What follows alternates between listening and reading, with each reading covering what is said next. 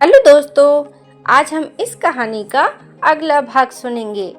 वो आज भी मेरी है, भाग 2। उस रात जब नंदिनी ने पहली बार अपने दिल की बात स्वीकार की, तब विवान को ऐसा लगा जैसे वर्षों की अधूरी दुआ आखिरकार पूरी हो गई हो। उसने कभी सपने में भी नहीं सोचा था कि जिस लड़की को वह 5वीं कक्षा से चुपचाप चाहता आया है, वही एक दिन खुद उससे कहेगी कि वह भी उससे प्यार करती है। उस रात दोनों ने बहुत देर तक बातें की। दोनों ने अपनी बचपन की यादें ताजा की। विवान ने पहली बार बताया कि स्कूल में कई बार जो छोटी छोटी मदद उसे बिना बताए मिल जाती थी, उसके पीछे वही था। नंदिनी की आंखें भर आईं। उसे एहसास हुआ कि वह इतने साल एक ऐसे इंसान से अनजान रही जिसने बिना किसी स्वार्थ के सिर्फ उसकी खुशी के लिए जीना सीखा था। उस दिन के बाद दोनों के बीच रोज बातें होने लगी। सुबह का पहला संदेश और रात का आखिरी संदेश एक दूसरे के नाम होता। दोनों भविष्य के सपने देखने लगे। विवान चाहता था कि पहले अपने पैरों पर खड़ा हो, फिर पूरे सम्मान के साथ नंदिनी का हाथ उसके परिवार से मांगे। नंदिनी भी यही चाहती थी कि उसका रिश्ता किसी जल्दबाजी में नहीं, बल्कि विश्वास और सम्मान के साथ आगे बढ़े। दोनों ने तय किया कि जब तक सही समय नहीं आता, वे अपने प्यार को सिर्फ अपने दिलों तक ही रखेंगे। लेकिन शायद किस्मत ने उनके लिए कुछ और ही लिख रखा था। कुछ ही दिनों बाद नंदिनी के घर का माहौल अचानक बदलने लगा। उसके परिवार पर एक बहुत बड़ा आर्थिक संकट आ गया। उसके पिता का व्यापार लगातार घाटे में चल रहा था। घर में हर दिन तनाव रहने लगा। रिश्तेदार भी सलाह देने के बजाय दबाव बनाने लगे। इसी बीच एक ऐसे परिवार से नंदिनी के रिश्ते की बात आई जो आर्थिक रूप से संपन्न था। तभी नंदिनी ने साफ मना कर दिया, लेकिन उसकी बात सुनने वाला कोई नहीं था। परिवार को लग रहा था कि यही रिश्ता उनके कठिन समय को संभाल सकता है। उधर विवान को इन सब बातों की कोई जानकारी नहीं थी। उसे सिर्फ इतना महसूस हो रहा था कि पिछले कुछ दिनों से नंदिनी पहले जैसी नहीं रही। उसके संदेश कम हो गए थे। उसकी आवाज में पहले जैसी खुशी नहीं थी। जब भी विवान पूछता, वह हर बार मुस्कुराकर सिर्फ इतना कहती, सब ठीक है। लेकिन कुछ भी ठीक नहीं था। एक शाम नंदिनी ने विवान को मिलने के लिए बुलाया। विवान बहुत खुश होकर पहुंचा। उसे लगा शायद अब दोनों अपने भविष्य के बारे में बात करेंगे। लेकिन जैसे ही उसने नंदिनी का चेहरा देखा, उसका दिल बैठ गया। उसकी आंखों में आंसू थे, लेकिन होठों पर मजबूरी की मुस्कान। काफी देर तक दोनों बिना कुछ बोले बैठे रहे। फिर नंदिनी ने कांपती हुई आवाज में कहा, विवान, अगर मैं तुमसे एक बात कहूँ तो क्या तुम मेरी बात मानोगे? विवान मुस्कुराया और बोला, तुम्हारे लिए मैं हमेशा हर बात मानूंगा। नंदिनी की आंखों से आंसू बहने लगे। उसने बहुत मुश्किल से कहा, आज के बाद मुझसे नहीं मिलना और ना ही मिलने की कोशिश करना। मुझे फोन मत करना और मुझे भूल जाना। यह सुनकर विवान जैसे पत्थर का हो गया। उसे लगा जैसे किसी ने उसकी सांसें छीन ली हो। उसने पूछा, क्या तुम मुझसे प्यार नहीं करती? नंदिनी ने तुरंत जवाब दिया, करती हूँ और शायद हमेशा करूँगी। लेकिन हर प्यार का अंत शादी नहीं होता। कुछ प्यार सिर्फ दिल में जीने के लिए होते हैं। विवान बार बार वजह पूछता रहा, लेकिन नंदिनी ने कुछ नहीं बताया। उसने सिर्फ इतना कहा, अगर तुम सच में मुझसे प्यार करते हो तो मेरी आखिरी बात मान लो। विवान ने देखा कि नंदिनी बहुत बड़ी मजबूरी में है। उसने अपने प्यार से ज्यादा उसकी इज्जत को चुना। उसने बिना कोई सवाल किए सिर झुका दिया और कहा, अगर यही तुम्हारी खुशी है तो मैं कभी तुम्हें परेशान नहीं करूँगा। उस दिन दोनों एक दूसरे से अलग हो गए। न कोई वादा हुआ, न दोबारा मिलने की तारीख तय हुई। बस दोनों अपनी अपनी दिशा में चल पड़े। समय किसी का इंतजार नहीं करता। महीने सालों में बदल गए। दोनों की जिंदगी आगे बढ़ती रही। कभी किसी ने किसी को फोन नहीं किया, कभी कोई संदेश नहीं भेजा, लेकिन दोनों ने एक दूसरे की यादों को अपने दिल से कभी भी नहीं निकाला। विवान आज भी हर साल उसी दिन चुपचाप मंदिर जाता है जिस दिन नंदिनी ने पहली बार कहा था, मैं भी तुमसे प्यार करती हूँ। वह आज भी उसकी खुशी की दुआ करता है। उसने कभी उसके फैसले से नफरत नहीं की। उसके दिल में आज भी सिर्फ सम्मान है। उधर नंदिनी भी जब कभी पुराने स्कूल के पास से गुजरती है तो कुछ पल के लिए ठहर जाती है। उसे 5वीं कक्षा का वह मासूम लड़का याद आता है जो कभी कुछ कह नहीं पाया, लेकिन पूरी जिंदगी उसी से प्यार करता रहा। उसकी आंखें आज भी भर आती हैं। वह मन ही मन यही दुआ करती है कि जहाँ भी विवान हो हमेशा खुश रहे। दोनों अब एक दूसरे की जिंदगी का हिस्सा नहीं है।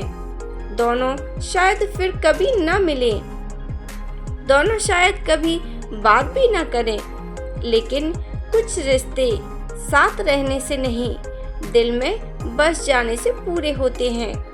विवान के दिल में आज भी नंदिनी के लिए वही पहली मोहब्बत धड़कती है और नंदिनी के दिल में आज भी विवान के लिए वही सम्मान और अधूरा प्यार जिंदा है। लोग कहते हैं कि समय हर जख्म को भर देता है, लेकिन कुछ मोहब्बतें जख्म नहीं होती, वे उम्र भर दिल की सबसे खूबसूरत याद बनकर जीती रहती है। और शायद यही सच्चे प्यार की सबसे बड़ी पहचान है, जहाँ शिकायत नहीं होती, सिर्फ दुआएं बची रह जाती हैं। विवान और नंदिनी उस दिन अलग तो हो गए थे, लेकिन सच यह था कि दोनों में से कोई भी एक दूसरे से अलग हो ही नहीं पाया था। जिस रास्ते पर चलते हुए उन्होंने एक दूसरे को आखिरी बार देखा था, वही रास्ता उनकी यादों का सबसे बड़ा गवाह बन गया। उस दिन के बाद न कोई फोन आया, न कोई संदेश, न कोई मुलाकात हुई, लेकिन दोनों की सुबह आज भी एक दूसरे की याद में शुरू होती थी और रात उसी याद के साथ खत्म होती थी। समय धीरे धीरे आगे बढ़ता रहा। 1 साल, फिर 2 साल, फिर 5 साल बीत गए। विवान ने अपनी पूरी ताकत अपने काम में लगा दी। उसने अपने सपनों को पूरा किया और अच्छी नौकरी हासिल की और अपने परिवार की हर जिम्मेदारी निभाई। बाहर से देखने वालों को लगता था कि उसकी जिंदगी बिल्कुल सामान्य है। वह मुस्कुराता था, सबसे प्यार से मिलता था, किसी की मदद करने से कभी पीछे नहीं हटता था, लेकिन उसके दिल का एक कोना आज भी सिर्फ नंदिनी के नाम का था। उसने कभी उस जगह पर किसी और को आने नहीं दिया। उसके दोस्तों ने कई बार कहा, अब शादी कर लो, जिंदगी आगे बढ़ाओ। विवान हर बार मुस्कुराकर बात टाल देता। वह किसी से यह नहीं कहता था कि उसने अपने दिल में जो रिश्ता निभाया है वह किसी कागज का या रस्म का मोहताज नहीं था। उसने प्यार किया था, सौदा नहीं। उधर नंदिनी की जिंदगी भी आसान नहीं थी। जिस मजबूरी की वजह से उसने विवान को खुद से दूर किया था, वह आज भी उसके दिल को हर दिन दर्द देती थी। उसके पिता का कारोबार उस समय पूरी तरह टूट चुका था। घर पर बहुत बड़ा कर्ज था। उसी मुश्किल के दौरान उसके परिवार ने एक ऐसे रिश्ते के लिए हामी भर दी थी जिससे आर्थिक सहायता मिल सकता था। नंदिनी ने बहुत विरोध किया, लेकिन उसने अपने माता पिता को पहली बार इतना टूटा हुआ देखा था कि वह उनके खिलाफ नहीं जा सकी। लेकिन किस्मत ने वहां भी एक नया मोड़ रखा था। जिस परिवार से उसकी शादी तय हुई थी, कुछ महीनों बाद उन्होंने खुद यह रिश्ता तोड़ दिया। कारण सिर्फ इतना था कि उन्हें किसी और जगह बेहतर रिश्ता मिल गया था। जब यह रिश्ता टूटा तब तक बहुत देर हो चुकी थी। नंदिनी ने सोचा कि अब वह विवान से बात करेगी, लेकिन उसे याद आया कि उसने ही विवान से वादा लिया था कि वह कभी उसे खोजने की कोशिश नहीं करेगा। उसे डर था कि कहीं विवान अब अपनी जिंदगी में आगे बढ़ चुका होगा। उसने अपने दिल की बात फिर से अपने भीतर ही दफना दी। समय फिर आगे बढ़ गया। एक दिन विवान अपने पुराने स्कूल के पास से गुजर रहा था। न जाने क्यों उसने अपनी गाड़ी रोक दी। स्कूल की दीवारें बदल चुकी थी। मैदान छोटा लगने लगा था, लेकिन यादें बिल्कुल वैसी ही थी। वह उसी बरगद के पेड़ के पास जाकर खड़ा हो गया जहां लंच ब्रेक में बच्चे खेला करते थे। उसी समय दूसरी तरफ से एक कार आकर रुकी। दरवाजा खुला। विवान ने जैसे ही उस तरफ देखा, उसकी धड़कन एक पल के लिए रुक गई। सामने नंदिनी खड़ी थी। दोनों कई वर्षों बाद आमने सामने थे। न कोई फिल्मी संगीत था और न कोई चमत्कार, बस दो लोगों की आंखों में वर्षों से दबे हुए हजारों जज्बात थे। दोनों कुछ पल तक एक दूसरे को देखते रहे।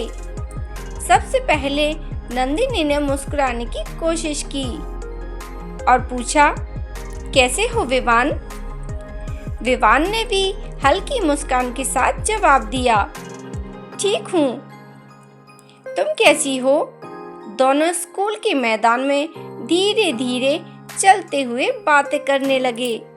काफी देर तक कोई भी उस दिन की बात नहीं कर पाया जब दोनों अलग हुए थे। और आखिरकार विवान ने धीरे से पूछा, क्या आज मुझे उस सवाल का जवाब मिलेगा जिसके साथ मैं इतने साल जीता रहा? नंदिनी की आंखें भर आईं। उसने पहली बार पूरी सच्चाई बता दी। उसने अपने परिवार की आर्थिक परेशानी, अपने पिता की मजबूरी, टूटते हुए घर और उस रिश्ते की पूरी कहानी विवान को बता दी। उसने रोते हुए कहा, मैं चाहती तो तुम्हारे साथ भाग सकती थी, लेकिन फिर मेरे माता पिता पूरी जिंदगी लोगों की नज़रों में झुक जाते। मैं तुमसे प्यार करती थी, इसलिए तुम्हें अपने संघर्ष का हिस्सा नहीं बनाना चाहती थी। तभी विवान की आंखों से भी आंसू निकल आए। उसने बहुत शांत स्वर में कहा, काश तुमने एक बार मुझ पर भरोसा किया होता। हम मिलकर हर मुश्किल का सामना कर लेते। नंदिनी ने सिर झुका लिया। मुझे आज भी उसी बात का सबसे ज्यादा अफसोस है। दोनों बहुत देर तक खामोश रहे। फिर नंदिनी ने पूछा, क्या तुमने शादी कर ली? विवान मुस्कुराया और बोला, नहीं। नंदिनी ने पूछा, क्यों? तो उसने कहा, क्योंकि दिल किसी और को अपना कह ही नहीं पाया। नंदिनी की आंखों से आंसू बह निकले। उसने धीमी आवाज में कहा, मैंने भी नहीं की। विवान ने उसकी तरफ देखा। दोनों समझ गए कि इन वर्षों में समय ने बहुत कुछ बदला है, लेकिन उनका प्यार नहीं। कुछ देर बाद नंदिनी ने कहा, क्या तुम्हें लगता है कि हम फिर से वहीं लौट सकते हैं? जहां से सब छूट गया था। विवान ने आसमान की तरफ देखा और फिर मुस्कुराकर बोला, नहीं, क्योंकि जिंदगी पीछे नहीं लौटती, लेकिन इंसान माफ जरूर कर सकता है। नंदिनी ने कांपते हुए स्वर में कहा, क्या तुमने मुझे माफ कर दिया?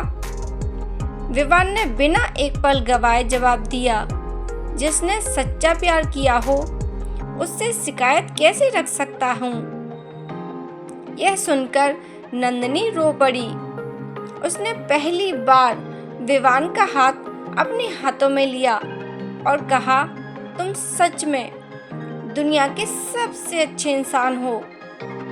तभी विवान मुस्कुराया, नहीं, मैं सिर्फ इतना खुश हूँ कि आज तुम्हारे दिल का बोझ हल्का हो गया। अब सूरज धीरे धीरे ढलने लगा था। दोनों को फिर अपने अपने रास्ते जाना था। इस बार न कोई गलतफहमी थी और न कोई नाराजगी और न ही कोई अधूरा सवाल। सिर्फ एक सच्चाई थी। दोनों एक दूसरे से बेइंतहा प्यार करते थे, लेकिन उन्होंने समझ लिया था कि प्यार हमेशा किसी रिश्ते का नाम नहीं होता। कई बार प्यार किसी की खुशी, उसकी इज्जत और उसकी यादों को जीवन भर संभाल कर रखने का नाम भी होता है। जाने से पहले नंदिनी ने मुस्कुराकर कहा, अगर अगले जन्म जैसी कोई चीज सच होती है तो मैं भगवान से सिर्फ एक ही दुआ मांगूंगी। विवान ने पूछा, क्या? उसने जवाब दिया कि 5वीं कक्षा में जब पहली बार हमारी मुलाकात हो तब तुम अपने दिल की बात छिपाना मत और मैं तुम्हें कभी मना न करूं। विवान की आंखों में आंसू थे, लेकिन होठों पर मुस्कान। उसने कहा, और मैं भगवान से यही मांगूंगा कि इस जन्म की तरह हमें अधूरी कहानी ना मिले। दोनों ने एक दूसरे को आखिरी बार देखा। इस बार किसी ने पीछे मुड़कर भी नहीं देखा, क्योंकि दोनों जानते थे कि कुछ प्रेम कहानियां साथ रहकर नहीं, बल्कि सम्मान, त्याग और दुआओं के साथ पूरी होती है।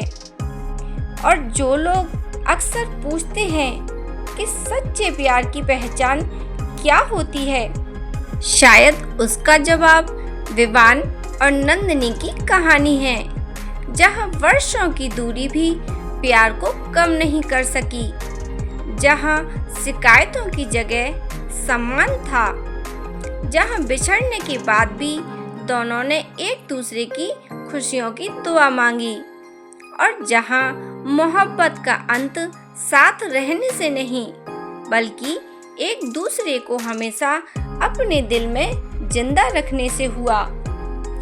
और यही उनकी अधूरी कहानी होकर भी पूरी प्रेम कहानी थी। तो दोस्तों, यह कहानी यहीं खत्म होती है। आपको मेरी कहानी अच्छी लगी हो तो मेरी कहानी को लाइक करें, शेयर करें और ऐसी ही इंटरेस्टिंग कहानियों के लिए मेरे चैनल को सब्सक्राइब करें और बेल आइकन को प्रेस करके रखें, जिससे जब भी वीडियो अपलोड हो तो आप तक नोटिफिकेशन सबसे पहले पहुंच सके। मेरी वीडियो देखने के लिए आप सभी का बहुत बहुत धन्यवाद।